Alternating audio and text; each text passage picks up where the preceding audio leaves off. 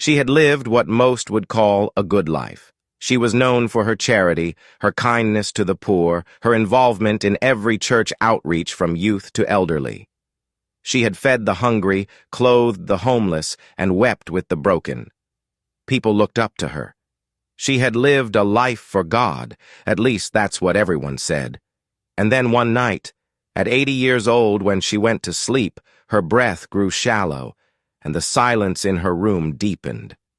The world fell away. She passed suddenly in her sleep.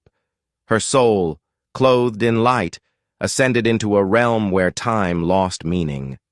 Before her stood a brilliant golden path that led to a vast gate made of pure pearl, the heavenly gates. The air shimmered with divine glory. An angel, radiant and solemn, stood before the gate with a massive book in his hands, the Lamb's Book of Life. She felt a swell of joy and relief. "I'm home," she whispered, smiling. The angel looked at her, his gaze piercing, not cruel, but utterly just. "You are here to be judged," he said. She smiled, confident, calm. "I've done well," she said. "I fed the hungry, clothed the poor, I gave, I prayed, I walked the floor at midnight, whispering prayers through tears. Surely I have nothing to fear." The angel opened the book. Page after shining page turned, glowing with divine ink. But when he reached the end, his expression darkened. Slowly, he looked up, sorrow in his eternal eyes. "Your name," he said, "is not here." She blinked. "What do you mean?" "There must be some mistake. I devoted my life to God, to serving others." "You did many good things," the angel said, "but your heart remained hardened. You did not forgive." She frowned. "What are you talking about?" He stepped aside. Before her, a vision unfolded like a living tapestry. She saw her sister, weeping at a family gathering, begging her for forgiveness for the betrayal of years ago.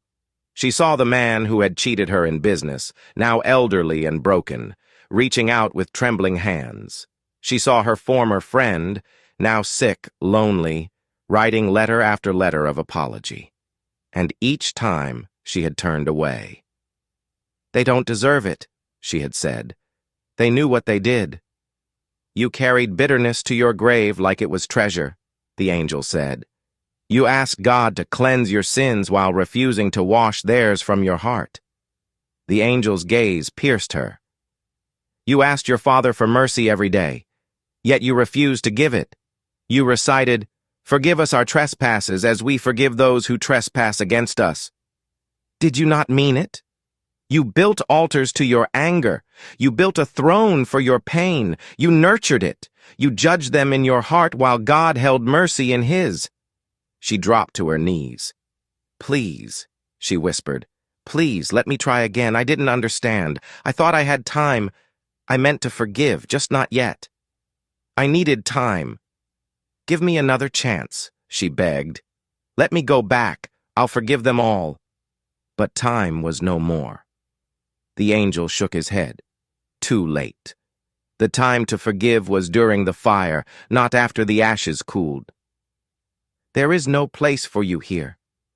Heaven has no room for the heart that clings to bitterness. It is a place of purity, peace, and perfect love.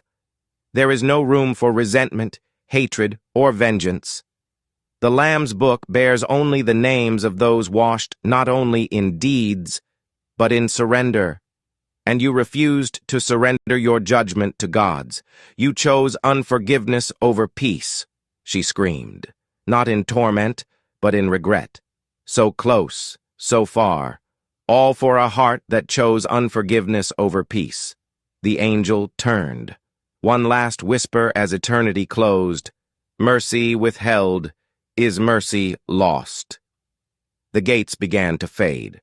Her chance, slipping like water through fingers. Light dimmed, the ground cracked beneath her, and suddenly the brilliance of heaven was torn away. A chasm opened and she was falling, down, down, through smoke and screams and agony.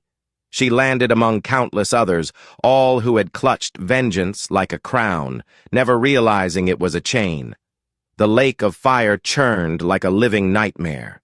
There was no end to the torment, no sleep, no rest, no hope. And still, through the pain, she wept, not just from suffering, but from the memory of the heavenly gates. And the one thing she had refused to give: forgiveness. Thank you for watching. Please share to all friends and loved ones. It might help save a soul. And always remember what Matthew 6:15 says to all.